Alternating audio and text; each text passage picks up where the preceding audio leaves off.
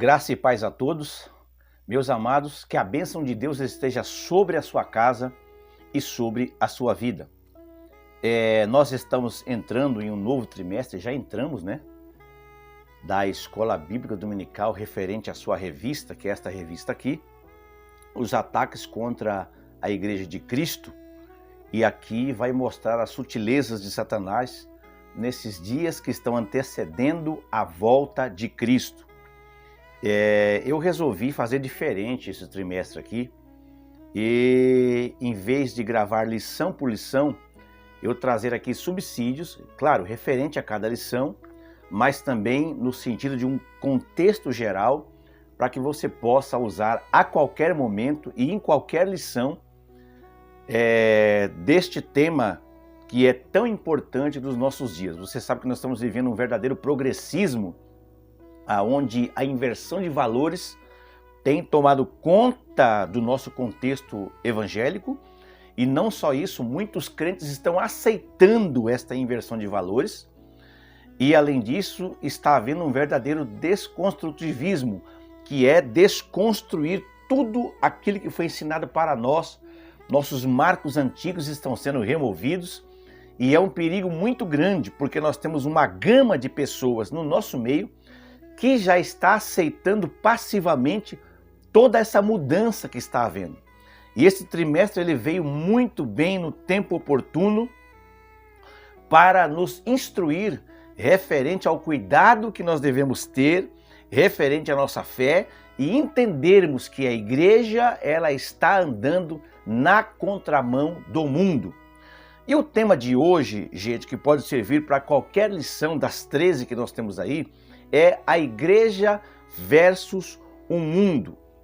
E eu quero tomar como base a primeira epístola de João, no capítulo 3 e o versículo 13, que vai dizer a seguinte expressão. 1 de João 3 e 13 está dizendo assim: Irmãos, não vos maravilheis se o mundo vos odeia. Olha só, irmãos, não vos maravilheis se o mundo vos odeia.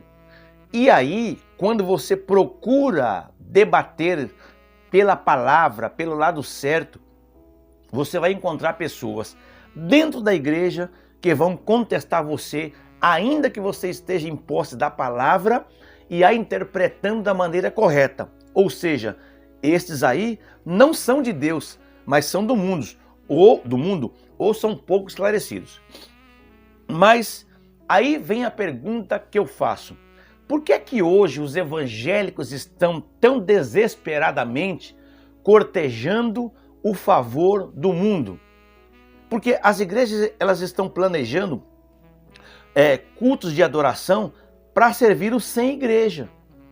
Os produtores cristãos estão imitando a coqueluche mundana do momento em termos de música e em termos de entretenimento. Hoje você vê aí um show gospel, você vê alguém gravando uma música gospel e lá grava aquela música ao vivo, você só consegue ver alguma diferença porque ela aparece Jesus na letra, porque aparece Deus na letra, mas o contexto não tem diferença nenhuma dos shows mundanos.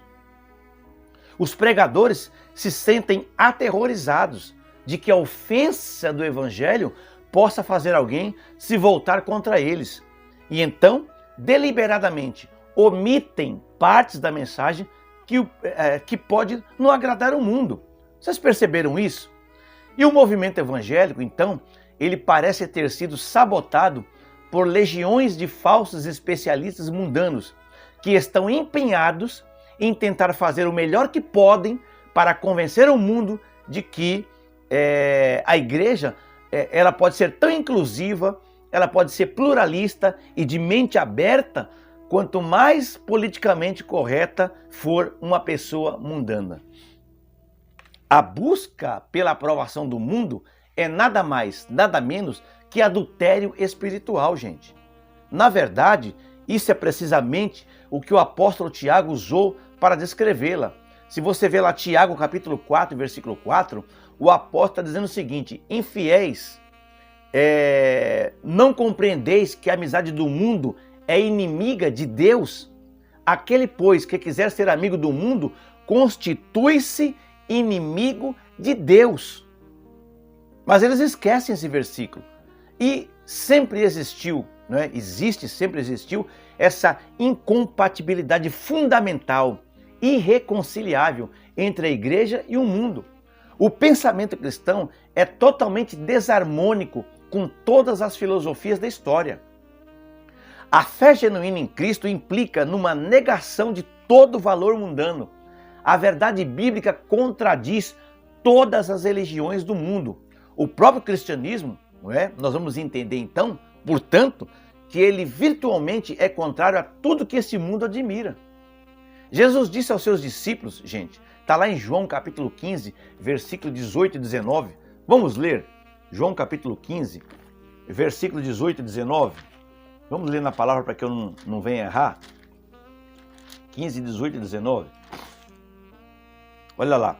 Se o mundo vos odeia, sabei que primeiro do que a vós outros, me odiou a mim. Se vós fosses do mundo, o mundo amaria o que era seu. Como todavia não sois do mundo, pelo contrário, dele vos escolhi, por isso o mundo vos odeia. Olha só, gente, está bem claro aqui na palavra que o mundo e a igreja é como óleo e água, não se misturam. Então observe que o nosso Senhor Jesus considerou como certo que o mundo desprezaria a igreja. Longe de ensinar a seus discípulos a que tentasse ganhar o favor do mundo, não é? Reinventando o evangelho para se adequar às suas preferências, Jesus expressamente advertiu que a busca pelas aclamações mundanas é uma característica dos falsos profetas. Está lá em Lucas capítulo 6 e o versículo 26, quando ele disse: ai de vós, quando todos vos louvam, porque assim procederam seus pais com os falsos profetas. E é outra coisa, ele foi mais longe ainda, conforme está lá em João capítulo 7 e o versículo 7, não pode o mundo odiar-vos, mas a mim me odeia, porque eu dou testemunho a seu respeito de que as suas obras são más. Então as obras do mundo são más. Em outras palavras, o desprezo do mundo pelo cristianismo deriva de motivos morais, não intelectuais. Certo? Vamos ler mais um versículo, porque eu quero rechear você de Bíblia nessa mensagem aqui, principalmente você que acha que nós temos que amar todo mundo, e temos mesmo, mas estão se confundindo o amor com permissividade, né? Ah, não podemos julgar, mas olha, quem julga é a palavra. Quem está encarregado de pregar a palavra é a igreja, e a igreja somos nós. Mas agora a gente está na fase do não julgueis, traduzindo, deixe-me pecar em paz. Estamos na fase do amor, em que a igreja abraça tudo e a todos e não se pode falar mais nada. João capítulo 3, versículo 19 e 20. Evangelho segundo escreveu João capítulo 3, versículo 19 e 20. Certo? Vamos ler aqui João 3, 19 e 20. Deixa eu ver se eu estou no livro errado. Vamos achar aqui, para que a gente acompanhe bonitinho, para não errar, não citar versículo errado aqui. Olha, está dizendo assim: o julgamento é este, que a luz veio ao mundo e os homens amaram mais as trevas do que a luz, porque as suas obras eram más.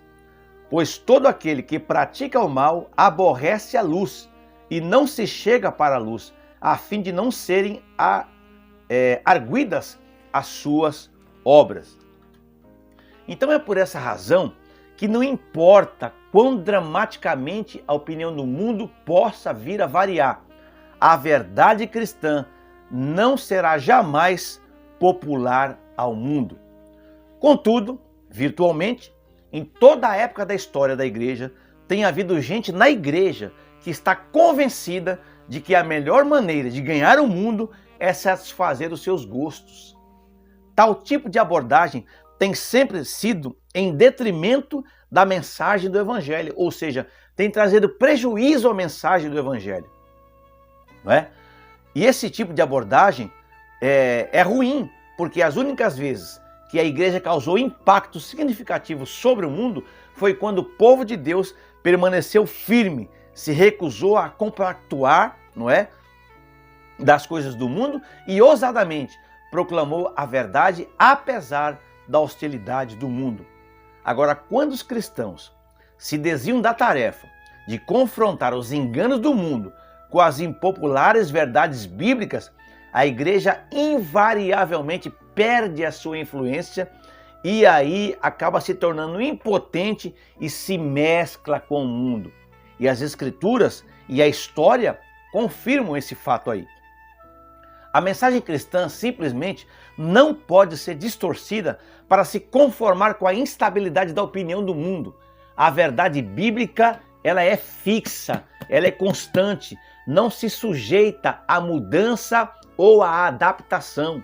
Tem pastores aí agora progressistas dizendo que a Bíblia já está ultrapassada, que a Bíblia está arcaica, que ela precisa ser reinventada, precisa ser reinterpretada, mas eles estão fora da palavra de Deus. Ela é imutável e eu não posso adaptá-la ao mundo, certo? Isso é a nossa verdade. E a opinião do mundo não, ela está sempre em fluxo constante. Os vários modismos e filosofias mudam radicalmente e regularmente de geração em geração. Aquilo que era dito filosoficamente atrás, há 20 anos, não é? Ou a história ventilava de uma forma há 20 anos atrás, há 30, não é a mesma coisa hoje, mas a Bíblia permanece imutável. A única coisa, aliás, que permanece constante no mundo é o seu ódio por Cristo e o seu evangelho. Quando eu falo o seu, é o do mundo, né? E ao que tudo indica, o mundo não abraçará por muito tempo qualquer das ideologias que estão atualmente em voga. Se a história servir como indicador quando nossos netos se tornarem adultos, a opinião do mundo terá sido dominada por um sistema completamente novo de crenças e um conjunto de valores totalmente diferente do que é hoje. A geração de amanhã renunciará a todos os modismos e filosofias de hoje, mas uma coisa permanecerá imutável, até que o Senhor mesmo volte, seja qual for a ideologia que ganhe popularidade no mundo, ela será tão hostil às verdades bíblicas como foram todas as que vieram antes de nós. E nós temos um fator aí, gente, que chamou-se ao longo da história de modernismo, né? Nós temos um pedaço da história aí que foi chamado de modernismo. Pensa no que aconteceu no século passado, por exemplo. 100 anos atrás, a igreja estava ameaçada pelo modernismo. Modernismo era uma cosmovisão na noção de que somente a ciência poderia explicar a realidade. O modernista, com efeito, começou com a pressuposição de que nada sobrenatural é real, certo? Então, deveria ter ficado instantaneamente óbvio que o modernismo e o cristianismo eram incompatíveis no nível básico.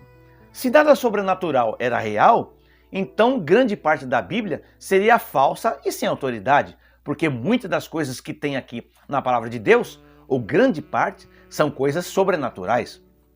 Então, por exemplo, a encarnação de Cristo seria um mito, né? Anulando a autoridade de Cristo também. Todos os elementos sobrenaturais do cristianismo, incluindo o próprio Deus, teriam de ser totalmente redefinidos em termos naturalistas, ou seja, teria que ser provado pela ciência. O modernismo foi anticristão até a sua medula. Não obstante, a igreja visível no começo do século XX ficou cheia de gente que estava convencida de que o modernismo e cristianismo podiam e deviam ser conciliados. Eles insistiam que se a igreja não acompanhasse o passo com o tempo, né, as suas filosofias, as suas verdades, se não abraçasse o modernismo, o cristianismo não iria sobreviver no século XX. A igreja se tornaria paulatinamente irrelevante para o povo moderno e eles diziam que a igreja poderia desaparecer. E aí, sendo assim, então, eles inventaram o evangelho social, né? que era desprovido do verdadeiro cristianismo. Naturalmente que o cristianismo bíblico ele sobreviveu ao século XX muito bem, obrigado. Nos lugares onde os cristãos permaneceram comprometidos com as verdades e a autoridade das Escrituras, não é? A igreja floresceu, mas ironicamente, aquelas igrejas que acabaram seduzidas, acabaram abraçando o modernismo, foram as que se tornaram pouco a pouco irrelevantes e desapareceram antes do fim do século. Quantas igrejas acabaram desaparecendo? Porque Deus vela pela sua palavra, irmãos. Deus cuida da sua igreja, Deus cuida do seu povo. Muitos edifícios de pedra então acabaram sobrando aí, grandiosos, mas vazios. E eles vão dar testemunho da fatalidade da conformação com o modernismo. Aí depois do modernismo veio o pós-modernismo. Isso você pode, inclusive, gente, o que eu estou falando hoje aqui, colocar para qualquer lição aqui desse trimestre, né? Veio o pós-modernismo, depois do modernismo, que é uma das formas de ataque contra as igrejas de Cristo. E aí o modernismo é agora considerado como um modo de pensar do passado. Lembra que eu falei que está sempre em mutação a história, o lado filosófico, né? Que o que nossos filhos ouvem hoje, ou nossos netos vão ouvir diferente amanhã, mas tudo isso é contra a palavra. Então agora veio o pós-modernismo e esse modernismo então foi considerado agora passado. Agora a nova cosmovisão dominante, tanto no círculo secular quanto no acadêmico, atualmente, é chamada de pós-modernismo. E os pós-modernistas têm repudiado a confiança absoluta dos modernistas na ciência como único caminho para a verdade. Na realidade, os pós-modernistas perderam completamente o interesse pelas verdades, insistindo que não existe tal coisa como verdade absoluta ou universal. Aliás, eu tenho um vídeo que eu vou deixar aqui na descrição, aqui embaixo, chamado sobre o que é relativismo, bem explicado. Nós estamos no mundo relativista. O que diz o relativismo basicamente? Cada um tem a sua verdade. Aquilo que é verdade para você pode não ser verdade para mim. Aquilo que é verdade para mim pode não ser para você. Você respeita a minha verdade, eu respeito a tua verdade, certo? Não existe verdade absoluta. O homem é a medida daquilo que ele pensa. Então veja que o modernismo era de fato uma obtusidade e precisava ser abandonado, mas o pós-modernismo é um passo trágico na direção errada e é esse tempo que nós estamos vivendo. Ao contrário do modernismo, que estava ainda preocupado com a possibilidade de algumas convicções básicas, né, as crenças, ideologias, serem objetivamente verdadeiras ou falsas, o pós-modernismo simplesmente nega que qualquer verdade possa ser objetivamente conhecida. Para o pós-modernista, a realidade é que o indivíduo imagina aquilo que seja, certo? Isso significa que o que é verdadeiro é determinado subjetivamente por cada um.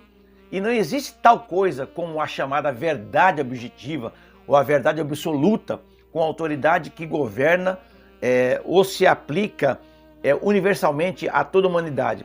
Por exemplo, Jesus disse assim: eu sou a verdade, o caminho e a vida. Eles vão dizer, não existe verdade absoluta. Ninguém é verdade, nada é verdade absoluta. Cada pessoa, cada indivíduo, cada contexto tem a sua verdade. Né? Eu preciso respeitar a sua verdade, você respeitar a minha. O pós-modernista acredita naturalmente que não faz sentido debater se a opinião A é superior à opinião B. No final das contas, se a realidade é meramente uma invenção da mente humana, a perspectiva de verdade de uma pessoa é, afinal, tão boa quanto a da outra. É uma forma de descaracterizar a palavra de Deus como verdade. Não é? Então, tendo desistido de conhecer a verdade objetiva, o pós-modernista se ocupa, em lugar disso, com a busca para entender o ponto de vista de outra pessoa. Então, as palavras verdade e compreensão tomam significados radicalmente novos.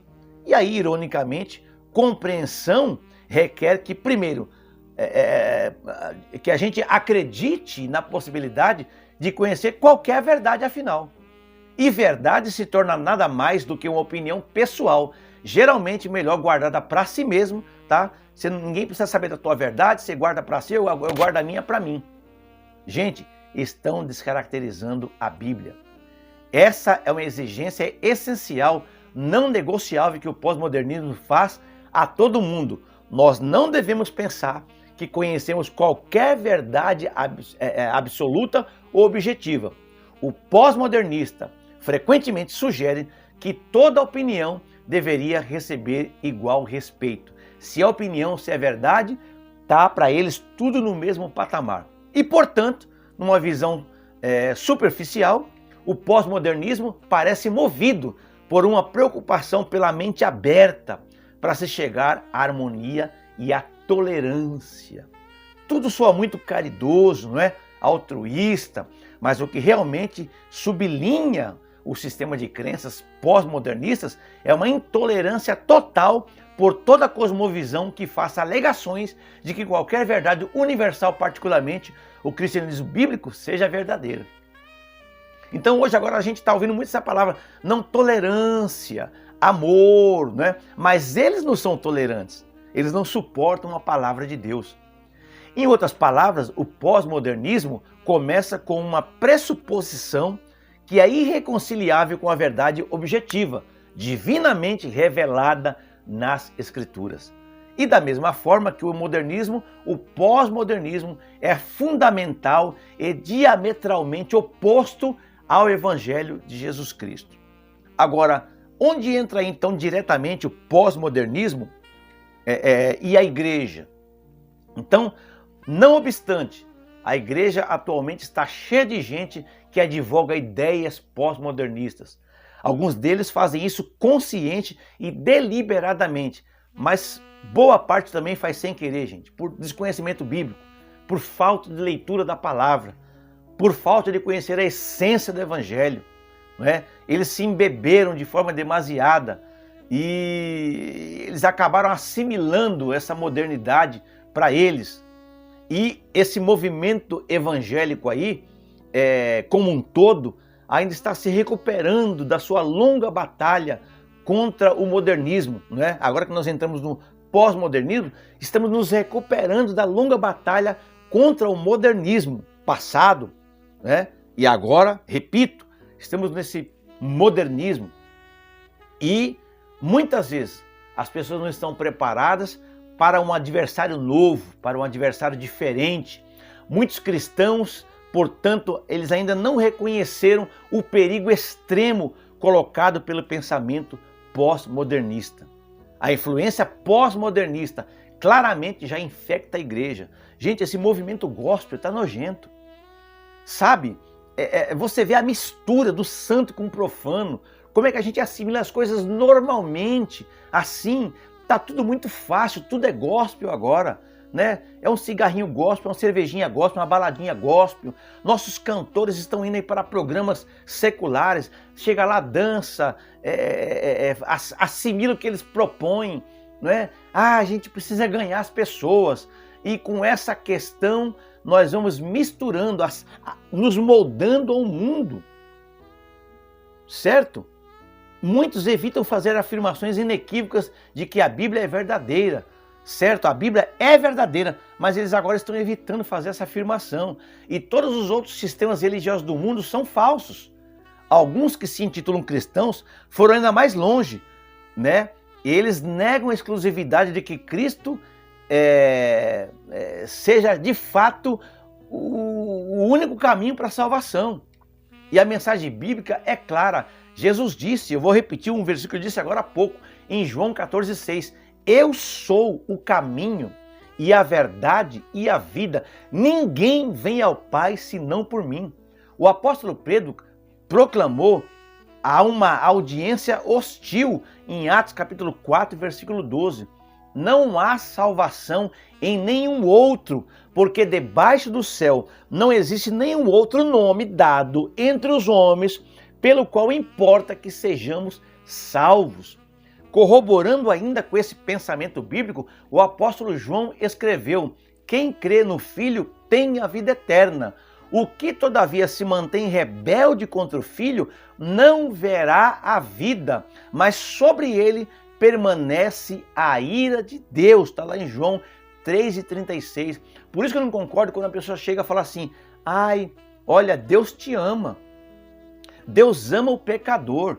A prova de que Deus ama o pecador foi que ele deu Jesus Cristo na cruz do Calvário para morrer por toda a humanidade. Jesus já provou. Agora, o versículo diz que aqueles que são filhos da desobediência, para estes permanecem a ira de Deus. São aquelas pessoas que sabem o que é pecado, são aquelas pessoas que têm certeza daquilo que é errado, mas elas deliberadamente continuam pecando e debaixo dessa tutela que diz: Deus é amor, vai dar tudo certo no final. Sobre esses pecadores voluntários e deliberados permanece a ira de Deus. Repetidas vezes as Escrituras enfatizam que Jesus Cristo é a única esperança de salvação para o mundo. 1 Timóteo 2,5 está dizendo lá que há só um Deus e um só mediador entre Deus e os homens, Jesus Cristo, homem. Então somente por Cristo pode expiar, somente Cristo pode expiar pecados e, portanto, Cristo, somente Ele, pode dar a salvação. E o testemunho é este. Outro versículo de 1 João 5, 11 e 12, de que quem tem o Filho tem a vida eterna, certo? E aquele que não tem a Deus não tem a vida. Para finalizar, pessoal, essas verdades são contrárias à doutrina central do pós-modernismo. Porque o que eu acabei de falar para vocês são versículos bíblicos que expressam uma verdade absoluta. Mas o pós-modernismo vai dizer que é a nossa verdade, que ela não serve para as demais que não creem. Mas essas verdades são verdades absolutas. Elas fazem alegações de verdades exclusivas, universais, declarando ser Cristo o único caminho para o céu e errôneos todos os outros sistemas de crença. Isto é o que as Escrituras ensinam, é o que a Igreja verdadeira tem proclamado ao longo de toda a história.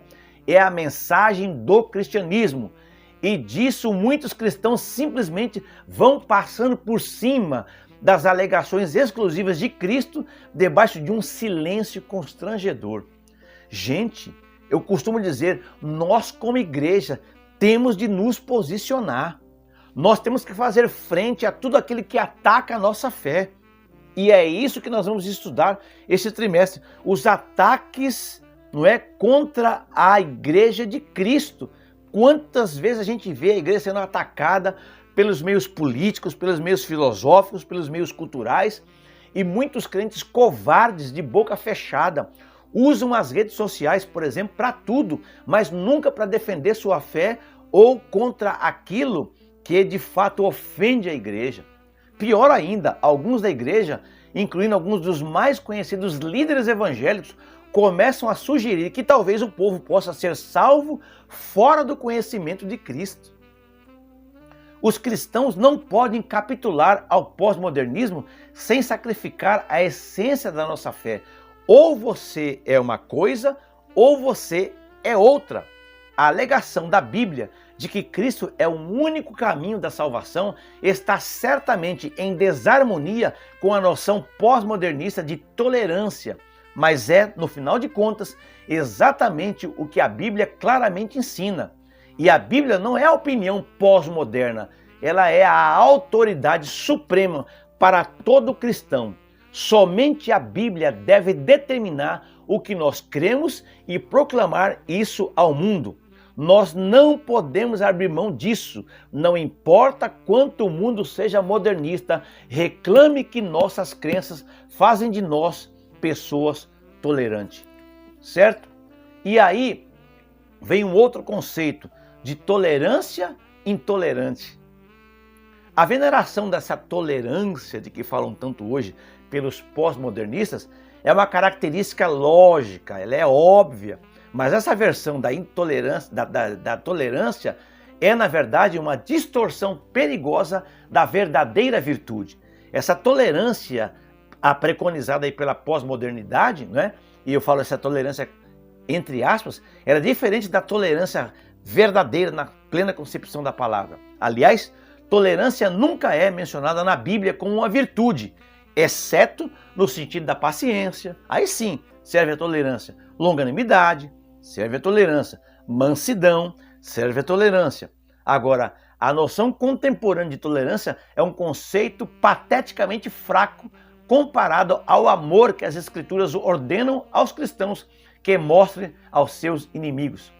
Jesus disse: amai os vossos inimigos, fazei bem aos que vos odeiam, bendizei aos que vos maldizem, orai pelos que vos caluniam. Está lá em Lucas 6, 27 e 28. E você pode também corroborar esse pensamento com os versículos 29 até o 36. Quando nossos avós falaram de tolerância como uma virtude, eles tinham isso em mente. A palavra, então, significava respeitar as pessoas, tratar as pessoas com bondade, mesmo quando acreditamos que elas estão erradas, a gente precisava respeitar as pessoas.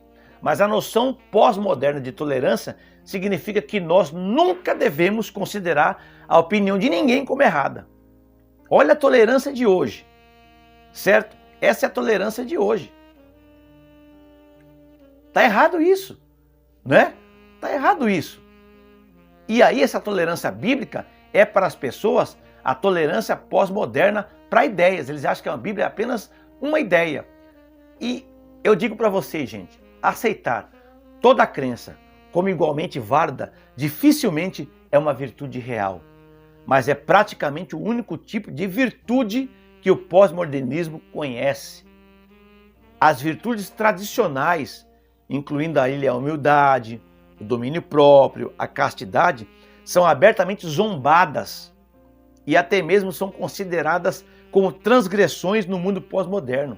Eles querem tolerância, mas quando a gente aplica o amor bíblico, a tolerância bíblica, é zombado. E aí, previsivelmente, essa beatificação da tolerância pós-moderna tem tido efeitos desastrosos sobre a verdadeira virtude em nossa sociedade. Nesses tempos de tolerância, o que era proibido passou a ser encorajado, não é? O que era tido como imoral é agora festejado.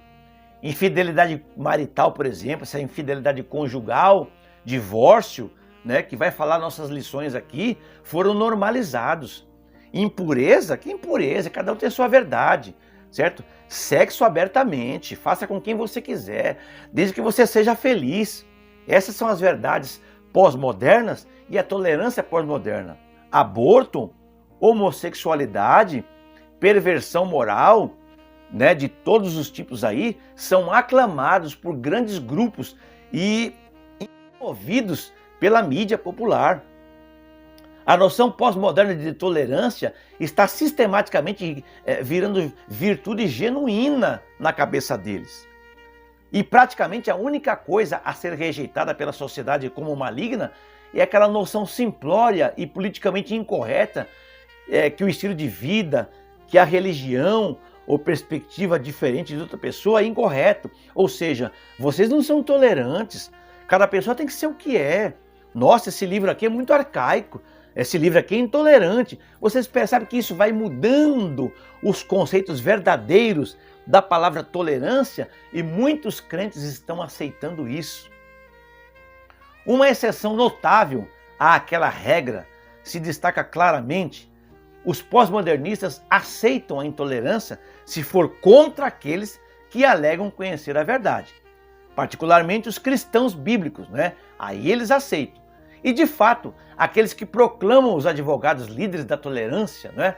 Aqueles que são os defensores da tolerância atual, são frequentemente os oponentes mais declarados do cristianismo evangélico. Eles são os intolerantes. Basta você dar uma olhada na internet, nas redes sociais.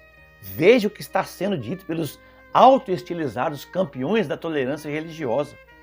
O que você vai encontrar é uma grande quantidade de intolerância pelo cristianismo bíblico. Na verdade, alguns dos materiais mais amargos anticristãos na internet podem ser encontrados em sites supostamente promovendo a tolerância religiosa. E por que isso? Porque o cristianismo bíblico autêntico depara com tal feroz oposição de pessoas que pensam ser modelos de tolerância. É porque as alegações das verdades das Escrituras e particularmente as alegações de Jesus de ser o único caminho para Deus são então diametralmente opostos às pressuposições fundamentais da mente pós-moderna. A mensagem cristã representa um golpe fatal à cosmovisão pós-modernista. Nós somos o filtro, nós somos a peneira para toda sorte de permissividade que o pensamento tolerante pós-moderno preconiza. Mas se os cristãos se deixam enganar ou são intimidados a suavizar as alegações diretas de Cristo e alargar o caminho estreito, a igreja não fará qualquer progresso contra o pós-modernismo. Nós precisamos recuperar a distinção do Evangelho. Precisamos reconquistar nossa confiança no poder da verdade de Deus. E nós precisamos proclamar com ousadia que Cristo é a única verdadeira esperança para o povo deste mundo. Isso não pode ser o que o povo quer ouvir neste tempo de pseudo-tolerância do pós-modernismo, mas a verdade tem de ser dita em todo e qualquer tempo. É precisamente porque é verdade o Evangelho de Cristo e a única esperança para um mundo perdido e que nós precisamos inclusive dizer que é a mensagem mais urgente. Levantemos essa bandeira acima de todas as vozes de confusão do mundo, certo? E preguemos que Jesus Cristo é o único caminho. Esse trimestre vai ser uma bênção, porque nós vamos aprender aqui quais são as sutilezas, quais são os ataques, quais são os argumentos, quais são as ferramentas que o diabo usa. E nós vamos nos armar para defender a nossa fé e continuar apregoando que Jesus é a verdade e as Escrituras são as verdades absolutas. Meus amados, fiquem comigo, porque nós vamos esse trimestre nos preparar, nos aparelhar para ganhar as pessoas com a verdade bíblica sem mudá-las, sem misturá-las, porque como eu disse anteriormente, o Evangelho e as verdades mundanas é óleo e água, não se misturem. Gente, um abraço, Deus abençoe vocês, curta este canal, se você gostou do nosso conteúdo, compartilhe, inscreva-se se ainda não é inscrito, porque a cada vez que veicularmos uma mensagem nova, você receberá a notificação. E quando você curte, comenta ou compartilha, o YouTube entende que este é um canal importante e ele vai nos ajudando a crescer a cada dia mais. Um abraço a todos, Deus abençoe.